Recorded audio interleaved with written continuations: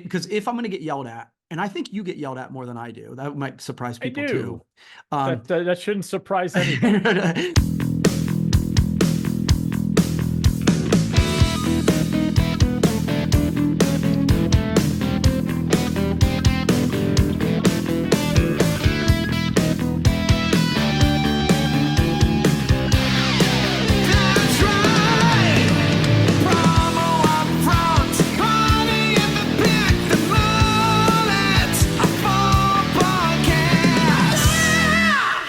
I can see for miles and miles. I can see for miles and Milestone. No, That's right. It's I see what you did episode there. number 200 of the Promo Upfront podcast. A very special episode for those of you who grew up in the 80s. Remember when they had a very special Different Strokes? It's kind of like that. So welcome to episode number 200 of the Promo Upfront podcast.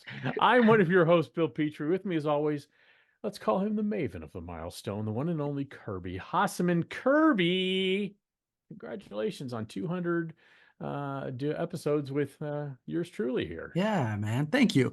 I am actually really excited about this. I think when you do something like this for a long time, I don't really think about it. I actually don't even keep track of the numbers. You do. And so, but as we got close to this, you start doing the math and you're like 200, it's damn near 4 years. So that's awesome, man. It is. And then you add the previous podcast, which we did 206. So we're going to do a whole nother thing at 207.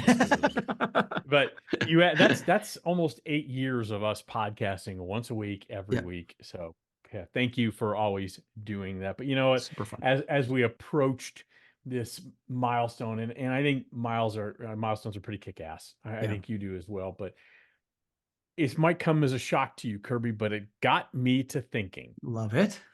I know, we talked about kick-ass milestone, but I know our distributor friends always looking for completely kick-ass branded merchandise. You know what I'm talking about, Kirby, the type of merchandise that gets that wow and whoa from your clients, right? You know what I'm talking about. Of course. 100%.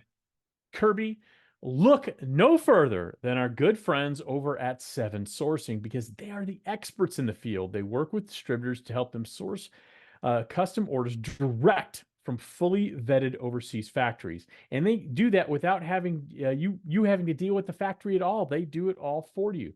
7 Sourcing has an extraordinarily strong pedigree when it comes to navigating direct custom merchandise sourcing, as their team has over a quarter century of successful importing experience. Now, even better, Kirby, they work directly with each distributor on brand strategy, product development, product sourcing, order management, quality control, compliance, and logistics. Let's make it simple for everybody. They demystify direct custom sourcing. And while they source merchandise at the lowest possible price, they absolutely will never sacrifice quality or safety to meet price points. That's just not who they are. 7 Sourcing isn't interested in meeting expectations. They only want to exceed them. Russ Mogel and his team are awesome. I know you've worked with them, Kirby. Mm-hmm. It's a tremendous opportunity for distributors to wow their clients with completely custom sourced merchandise, isn't it? Yeah. And one of the things that you said, each time that you talk about 7 Sourcing, a different thing pops out. And so this time you talked about vetted factories over there. And the idea that, when you're dealing with the unknown, there's a lot of people who will just make promises about anything, right? And so the idea that they've done the homework and help you, understand who's trusted and who's not, and they're making promises they can actually deliver on. Having someone do that and having a trusted partner that does that is just invaluable. 100%. I couldn't agree more, Kirby. It's like buying from Amazon, who's trusted, or Temu, who we have no idea who's behind the crap there. So we want to work with the Amazons of the world, and that is our good pal. That's right. Yeah. Is it going to take a little longer? Sure. It's going to take about 75 days, but isn't that extra planning worth it to get that wow moment? Kirby and I sure as hell think so. So when you're ready to turn your next idea into something maybe a little bit more, something that truly becomes an iconic part of your client's brand, reach out to 7 Sourcing. It's sales@7sourcing.com. Not going to be sorry you did. All right, Kirby. So we teased last week. Felt like it was just 5 minutes ago we recorded. That's how awesome it was. We teased last week that we're going to do something a little bit different, kind of interview each other. So honestly, this has been the easiest podcast I've ever prepared for. It took me like 5 minutes. But we're just going to talk a little bit about our journey separately together with this podcast. Hopefully, shed some light on why we do what we do.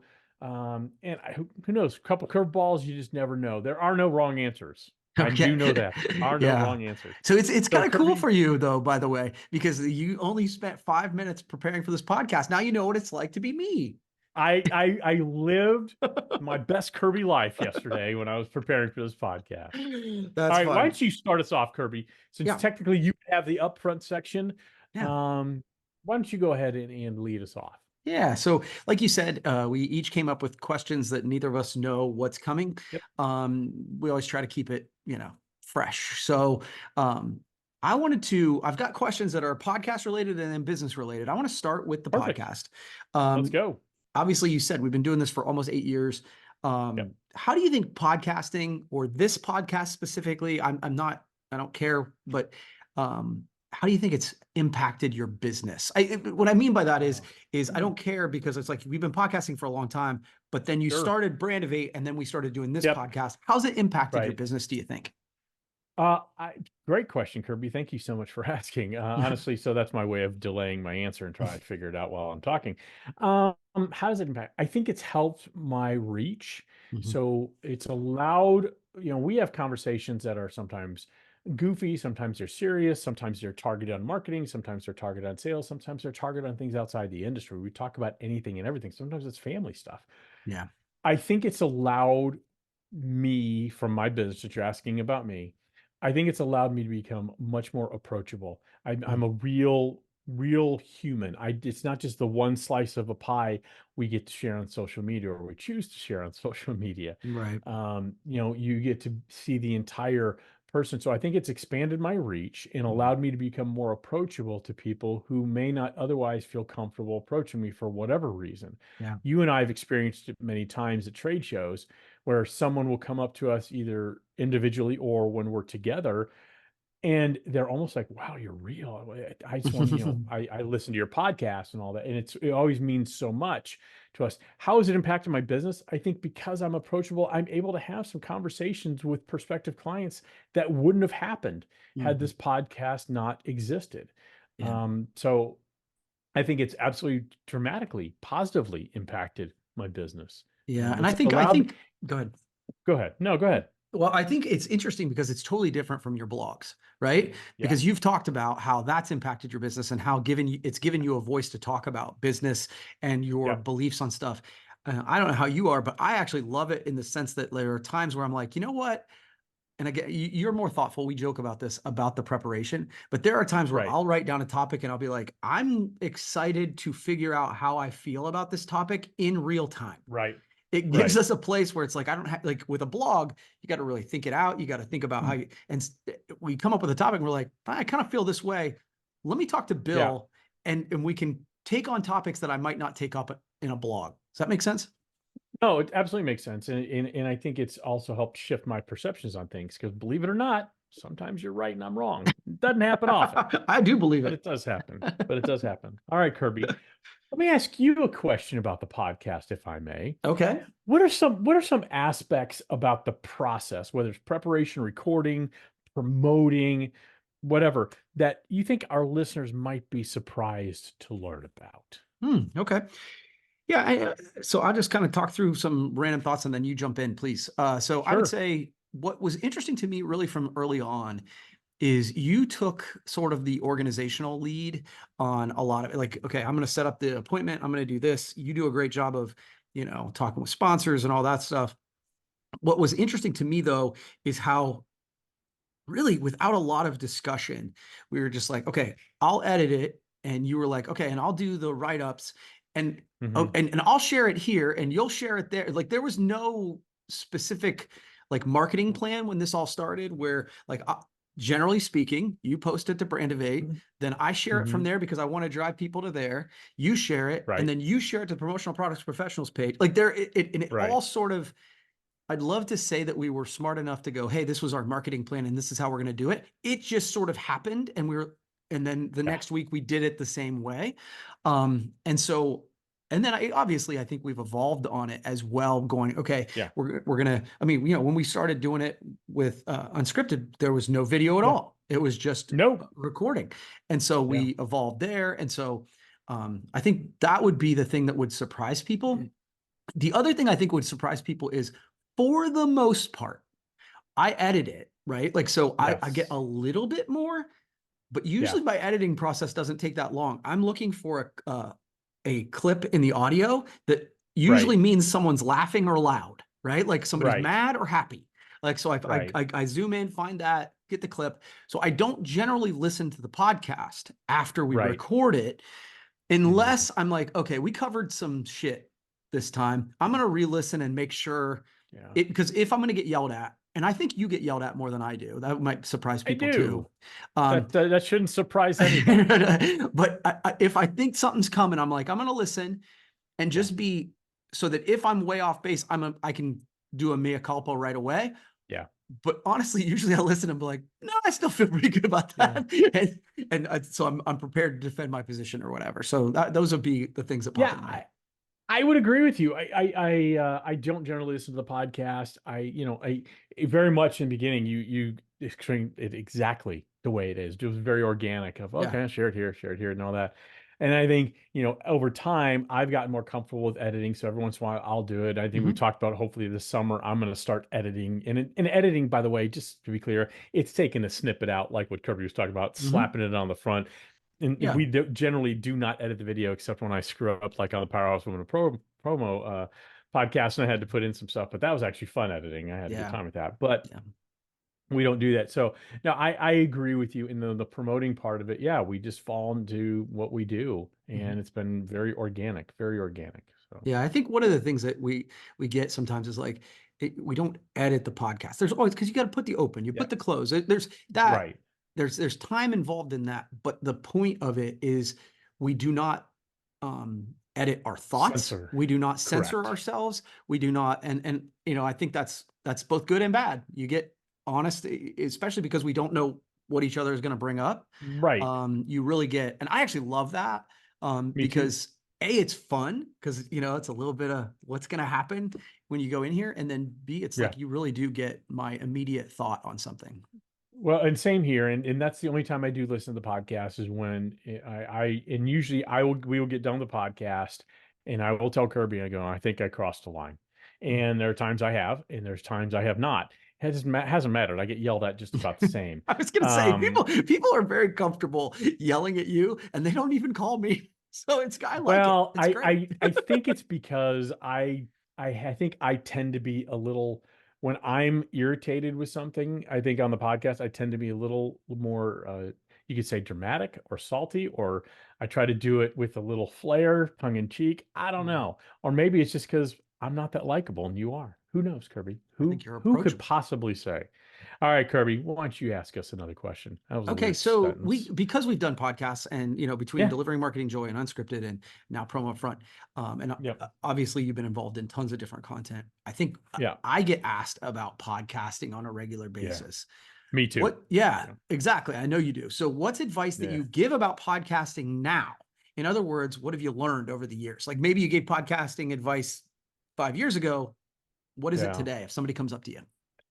I think now I really used to be, get this type of equipment, make Right. sure you have five in the can, make Yep. sure you kind of know who your audience is, and you create content you'd want to listen to or watch if you're doing a video podcast. I think now it's evolved. Yeah, you're going to get all that from me. Get this microphone. This is Mhm. what we use. It's really evolved for me into, be committed to doing it. Don't do Mm, it because you think you should do it. Don't do it because your competitors are doing it. Do it because you want to do it and there's a reason for you to do it. mm, The reason I do this podcast, and I don't want to speak for you, is the main reason I enjoy talking to you mhm, weekly about stuff. mhm.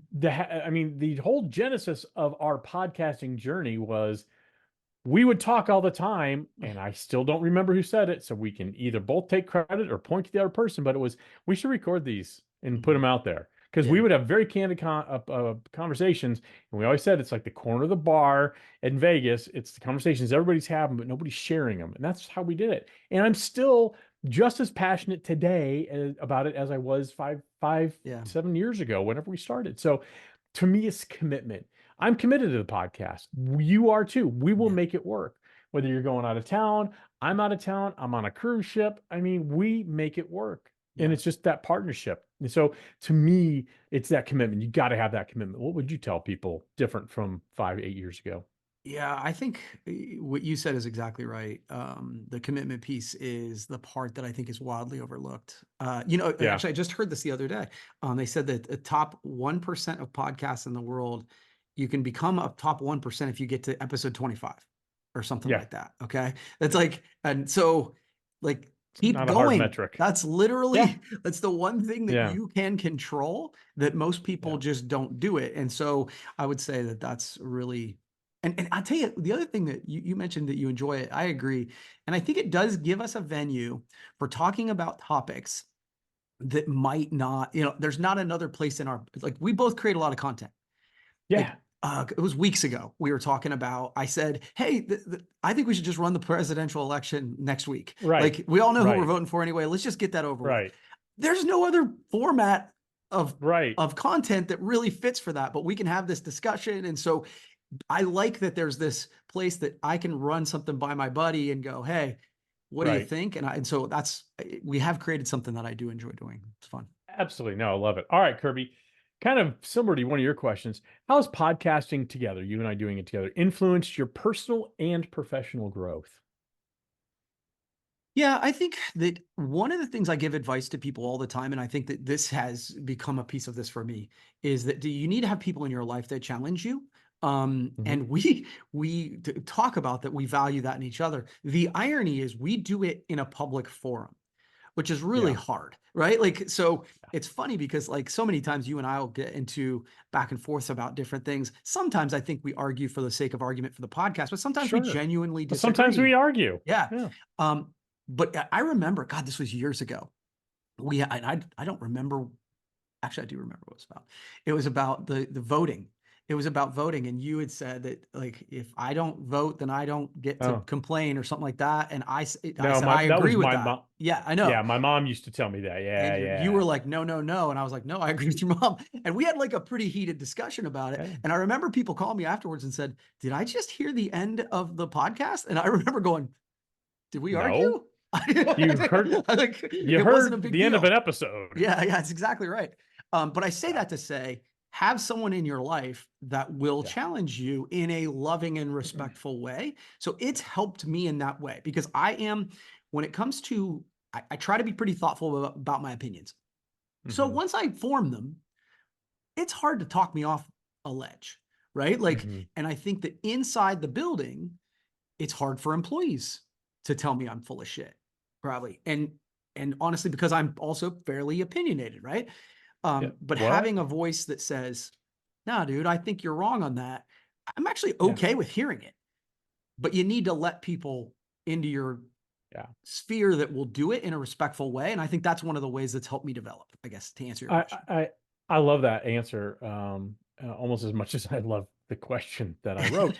Um, no, I actually love that answer. You said something. We do it in a public forum. Yeah, it's hard. This is, Kirby and I both pride ourselves on being as authentic as possible. Sure. So when you see us talking in front of people or on this podcast, or we're sitting in a bar having a beer, we're generally the same people. And I mean, I'd say 90% is the same. Yeah. Obviously you amp it up a little bit because you're recording or you're in front of a group Yeah, of yeah, people on yeah. a stage. Energy. It's different, but the energy level. Uh, I challenge, when people will criticize, and I have heard people say, I can't believe you said that. Yeah. Kirby can attest to this. The second we're done recording, I go to do other things. Yeah. I don't remember what we talked about. That's why if you ever watch the podcast, you'll see me writing down Kirby's topics because I write the little blurbs. I won't remember what we talked about Yeah. at all. And when people get frustrated and upset, I always say, you know what? Why don't you record a half-hour conversation with one of your closest friends over 8 years and tell me you never regret anything you say? You never stumble. You never say something perhaps stupid. Yeah. Yeah. And I And that's and the I thing. think that's fair. On the other side, it's like I'm always just like I and I think you are very willing to do this. I'm actually good with it because I'm willing to say, "Oh, yeah, I got that one wrong." Or Oh, and more often than not, if be honest, then you can say this is good or bad about me. mhm, People say, "I can't believe you said that." I'll be like, "Why not? I was right." Like I will give like I'm willing to lean in and have right, a real argument with somebody to go, it doesn't have anything to do with whether it was a like if we were at that bar, I would say the same right, thing. You know what I mean? Like so right. I think there's I don't know. That's been a good Yeah. development for me because it's made me really try to be more thoughtful about my opinions in advance, so that I don't regret saying stuff. It's helped me because I very rarely come into a podcast with the topics I'm going to bring up with hard and fast opinions. Yeah, Now, there are times I do for sure. sure, and you'll know it because that's when generally Kirby and I argue. Um, but usually I go in thinking, this is what I think now, but I want to hear what Kirby has to say. And I'm always willing to change my mind. I never come into the podcast saying, this is the way it's got to be. Fight me. It's more of a, this is kind of what I'm thinking, but I want it'd be kind of cool if Kirby Mm, validated my opinion or he challenged me on it and it shapes a more informed opinion. So I have to agree there. Got another okay. question for us? Me? Yes. Us? Yes. Okay. You? I've got a bunch here and I'm trying to pick through them, so I Okay. apologize. Um, No. okay, this is totally off base. Okay, so I just think this will be a fun one. What is one hobby that Hmm. you would like to take up? And my sort of follow-up question to this Hmm. is will you? Is it really something you want to do, or is it just a pipe dream? Because I think sometimes You we're know like, what? oh, I want to climb Mount Everest or whatever. And I'm like, yeah, it'd be neat, but I'm not actually going to do it. So No. Generally, if I do something, I do it. yeah. Um, generally. You know, I wanted to learn how to make barbecue, and I learned how to make good barbecue by making a lot of really shitty barbecue. Nice. You know, the one exception is right there. I have not dedicated the time I've wanted to for the guitar. Mm, I can play a few chords. I can, you know, sing song on a campfire, but I didn't dive into it like I wanted to. And it's still there because I want to do that. Will I mm, do it? I think it's fair to say I won't. I think it's also fair to say I will. mm, Um, but you know, I have, and I don't know when this happened for me. I'm a lifelong learner, and I wasn't always this way, but you know, I learned how to build an app for promotions. I learned how to build websites. I learned how to podcast. You know, one of the things you say, and it resonates with me, I don't think you originated it, maybe you did. How do you start a podcast? You start a podcast. How do you build an app? You build an app. You right. know, there's not this cut and dry playbook for everything. Sure. And so one of the things I love about life is that self-exploration of learning and learning how to fix things, learning Mm, how to build things, learning how to create things. You know, one of the things I'm most proud of in the industry is what I built here with Brandivate and what yeah. Josh and I have built with Promocations. You know, there's something I like in that, and I, you know, again, didn't know this about me until I knew it about me. I love creating something from nothing, Yeah. and I love when people doubt that I can do it. I like that. Absolutely love when people doubt I can do it. Mm, And I have many doubters out there, mm, and they don't have a podcast, mm, and they don't have a company that's taking people on epic trips, and they mm, don't, you know, and that's not to blame them. But instead of doubting other people, why don't you look internally and figure out what is going to drive you to do what you want to do? yeah. It's I like easy to that. doubt people. So Yeah. that's what about you? Yeah, usually the folks who are the loudest critics are people who have given up on their dreams, and Yeah. they're the only way that they can separate themselves from the pack is to be a critic, right? And Shit. so, Yeah. yeah, To shit on people. yeah. So I heard a quote the other day that like convicted me. Like I was on the treadmill and I literally stopped because it was Yeah. just like people will root for you and on the way up the mountain as you chase your dreams because you remind them of their dreams. They will Right. try to tear you down when you're at the top because you remind them that they Yep. gave up on theirs. And I love that That's you are absolutely. continually, yeah, like it would literally, I was like, I stopped. I was like, Good "Ooh, stuff. that's really good." Yeah. I did not say it, but it was one where I was like, okay, that's actually there's a lot of truth in that. There is. Because it's weird when you get all those people who are cheering. You start a company, Mhm. right? You started Promocations, and you announce that you're going to do it. You get a bunch of people who are like, "Oh man, Yeah. it's going to be great." Oh, la, la, la, la, la. And then once it's like, okay, Then it's you got to time, do it. you do it, and you got the people who vote with their wallet, and okay, there are fewer of Yeah. those folks, obviously. But then you do it, and you're like, and then people kind of, oh yeah, that's just a whatever. And Yeah. it is fascinating to me because I'm like, well, where did all those cheerleaders go? And the Yeah. cheerleaders turned into haters because you remind them that they gave up on their dreams. And I think there's a lot of Yeah. truth to that. I think there's a lot of truth to that. Okay. Good stuff. All right, Kirby. You may not know the answer to this question, but let's give it a tumble.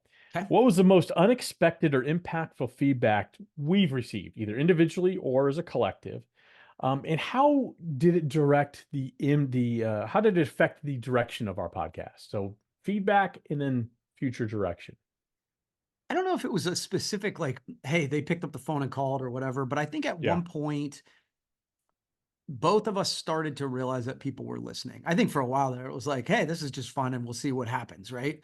That's why we always say we are very happy for both our listeners. Yeah, that's right. Um, and I think that evolved over time. And I'm not saying that to pat myself on the Yeah. back or but all of a sudden you go, oh, and I Yeah. think at least for me, the moment we talked about this before is that at Expo one year, we were just walking around going, Mhm. who are all these people who are saying they're listening? Because Right. it actually reminds me of the thing I say about, 25 listeners or whatever. They're Yeah. not the same 25 every week. And so if you are doing a podcast, your audience is growing if the number stays the same, because unless it's your mom, they're Right. not listening every week, right? Right. So that's the first thing I would say is it was like an epiphany that I'm like, oh, people Mhm. actually care what we think. Yeah. And how does it affect it? I think I'm more cognizant of A, the topics I take on, Mhm. and B, how I talk about said topics. I try to continue to be as candid as I can, but Sure. I'm human. So the idea that I know that PPAI listens affects how I talk about PPAI. I still am candid, I still whatever, but the fact that ASI and some of their amazing team listens, it affected me saying the word amazing just there. Yeah. Right? Like, so I think that is, now I'm still going to say when I think something's out of line, Mhm. but as the audience grew, I'm sure it affected Yeah. how my messaging was shaped. Yeah. I think for me, and again, I actually thought I'd ask you questions and we just move on, but I'm going to answer. It's Yeah, kind I of I love like it. Yeah, yeah. giving my uh, the Powerhouse Woman of podcast really Mm, underscores. I didn't realize the influence we had, and that's again not a self-congratulatory thing at all. It's a fact that now we have done this Powerhouse Woman of promo podcast. When there's a word salad, anytime there's a word salad, generally blame me.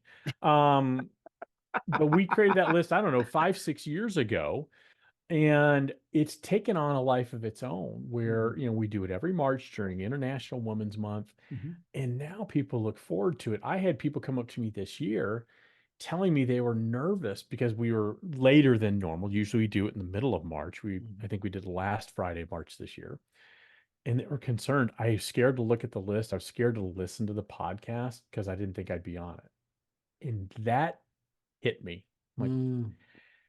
you realize, and I'm in my head, I'm like, you realize Kirby and I are just two morons doing a podcast, right? I Yeah, mean, let's yeah, be clear here. So that's impacted me. I think what you said too, I've had some people call and get very upset with things I've sure. said on the podcast. I'd like to say it has not impacted my feelings but it has impacted how I might present things. Yeah, yeah, yeah. I think that's Now, fair. I've been very clear with people who've called and complained about, I don't think you're being favorable to my organization. And my comment to them is, I'm probably not. Here's the thing. Here's how much it costs to sponsor one of our podcasts or start your own podcast. I'm not here to be a lackey for you or your Yes, organization. totally. Yeah.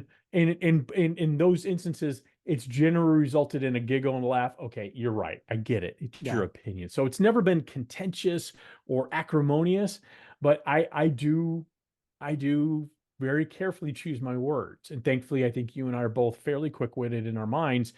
So when there's trouble a brewing for a topic, you and I can generally sidestep that minefield fairly well. Yeah, it is. And by the way, if there is, people talk about imposter syndrome, and Yeah. I've actually never brought this up to you either. If there's one episode that I really struggle with, I Yeah. enjoy it the most, but the Powerhouse Women of Promo, Yeah. it is not lost on me that two white dudes are coming up with that list, Yeah. right? It is not lost on me, Yeah. and it always makes me uncomfortable, just for No, what but that's worth. here's what I would tell you. It's still a very, let's just talk about our industry. It's still a very white male dominated Sure, sure, industry. sure. And so if we want to help elevate women, I strongly believe that the people in power, which because of who we are, it takes us to stand up and say, hey, you guys Sure. need to notice these folks. So I think honestly, I look at it as I a agree with you. responsibility. I agree with you. I do, but it doesn't make me Wrong. any less uncomfortable. Fair enough. Fair enough. Do you have a comfortable question you can ask me now? Yeah, yeah. I've got okay, and I'd say maybe one more for each of us because Yeah. we're about Okay. there. So Okay. this is gonna be a tough one for you. Okay. Okay. So I'll decide that. who are some people in the industry that you admire or look up to right now? Right now, Yeah, and I add that just because I know we've talked about different people, and yeah. so if you want to talk about different people than we've talked about in the past, I wanted to give you carte blanche. All right, I'm giving this some thought. Well, I'm going to start with you. Hmm. I still, I've looked up to you since we started working together at Halo in 2005, Long time ago. 4. Yeah, long Yeah. time. You're smart, you're caring, you're compassionate. I mean, you're the one person I can say your name fits your personality to a T, and I mean that in the best sense of the term. When I tell people, I do a podcast with a friend, Kirby Hasseman, they don't know you, they're outside the industry. They Sure. kind of like Kirby, and I'm like, trust me. And I've written a blog about this. Everybody needs a Kirby in their life. Kirby is I have, and Well, Kirby, it you're too fits your kind. name because it's a joyful name, and you're a joyful person. I look up to that. I look up to Susan Lewandowski. I find Good one. her at, if you don't know Susan Lewandowski, she's a general manager at Bell Promo, and what she has done to take a company that's always done great work in terms of producing merchandise, decorating merchandise, but they had a negative cloud over their head in terms of people felt that their public facing company Discount Mugs sold would get access to the promo part of the Mhm. list, and her under her leadership, and then Tom Clouser joined her at Bell Promo, have done a tremendous Mhm. job of shifting that narrative. That's a difficult thing to Oh, so do. tough. Yeah. A lot of people say you don't turn the Queen Mary around on a dime. I'd say you don't turn the Titanic around on a dime, and that's what Right. she did. And that ship is sailing and sailing very well. I admire her. I admire Michelle Bell from ASI. I Love that. find that she has done such a tremendous job. Been at ASI, I think, 25 years, and certainly the editorial face of that organization. But the standards she holds herself to and others in that editorial department inspires me. Josh Ellis at PPAI. Mhm. The way he has come in again outside the industry, been here for a couple of years, and I think the changes he's made along with his team, and that's under the leadership of Dale Denham, and that's not Mhm. lost on me that Dale has fostered that culture, but Josh has done a tremendous job, him and his team. I'm not, of course, I could go Danny Yeah. Rosen. Of Yeah. course, I could go Mark Graham. I could go Brittany David. There's a million people I admire in this industry. And I Sure. think that's one of the things I love most about the industry, Kirby, is I love that. there's always someone new to admire. There's Mhm. always someone you don't know that you should know. Mhm. Like I said, I could go Yeah. down the Yeah. list. Yeah. I, Totally. I, I could literally waste the rest of our podcast time doing it, Yeah. but I'd love to hear who you admire right now. Yeah. So fair. So put me back on the spot, right? Oh, And hell yeah, I am. I love your list. So obviously same is true. You can't, you would be the top of the list. You can't do a podcast 7, 8, however many freaking years, with someone that you don't admire, to be honest with you. Right. And we talk about it all the time. You are organized and creative and talented and all of those things. So appreciate you. A couple other folks that pop into my head, Mark and Catherine Graham. I love what they've built, but partially because I love that a married couple, it's so funny. People you can either work together as married couples or they can't, I feel like. And so they are someone who I look at and go, ooh, I, I admire what they're doing. The next person is the Danny Rosen, who in a different way is like, okay, he's got his entrepreneurial journey, but he has his nonprofit journey. And I love the impact he inspires me to make. Mhm. Honestly, Josh Robbins pops into my head. I was going to add Josh, but I Yeah, didn't want to go too long. Damn it. yeah. Now No, he's it's going to okay. get mad at me. Yeah, Now he's he's going to not make me gonna. talk. Now he's going to make me talk about the Beatles with him, and I really don't enjoy that Oh, he conversation. loves talking about the Beatles. I Uh, know. but and honestly, anybody who's listening to this, if you want to get Josh, a big vinyl guy, he loves records. Yeah, So if you want to get him a record of the Beatles, he would love it. he So, really would, but he's especially the early stuff. yeah, entrepreneurial.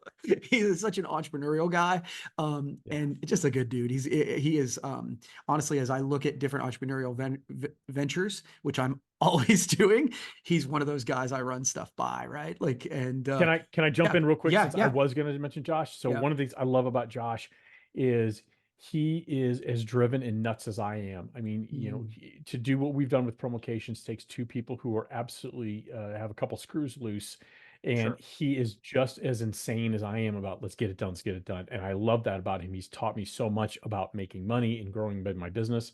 Couldn't thank him enough. So I'm not going to add any more, but I was going to say Josh, but now I'm going to. This is why we should edit the podcast, Kirby. This is exactly why. We're not So I doing it. could go back and just say, I know. Go ahead.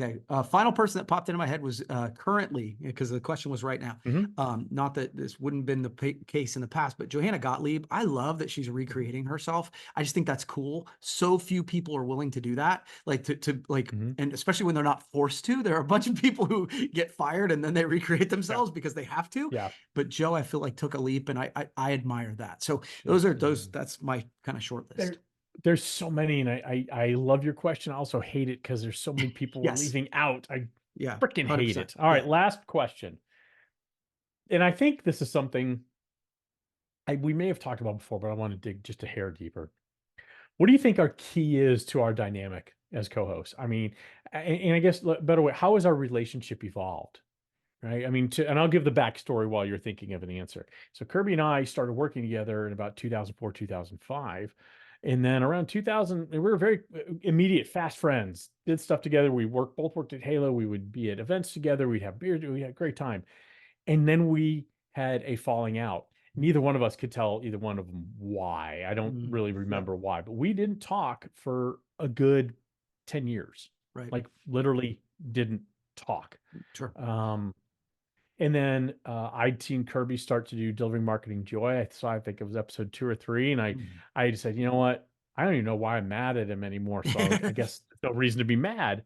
And so I emailed him and we started our friendship again. And so that's why whenever we do a talk together, when I introduce us, I always say, we've been friends for over 25 years, 15 non-consecutive. Right. So how do you think our relationship has evolved because of the podcast?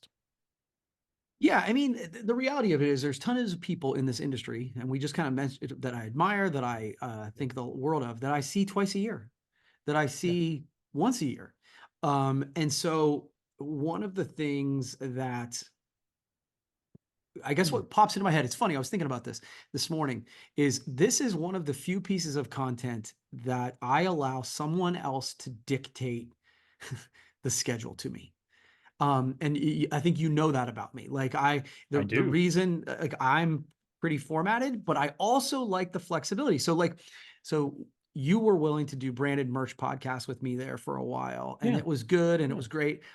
But I was like, it became too formatted, and I needed the flexibility to Yeah. do something outside of it, right? Mhm.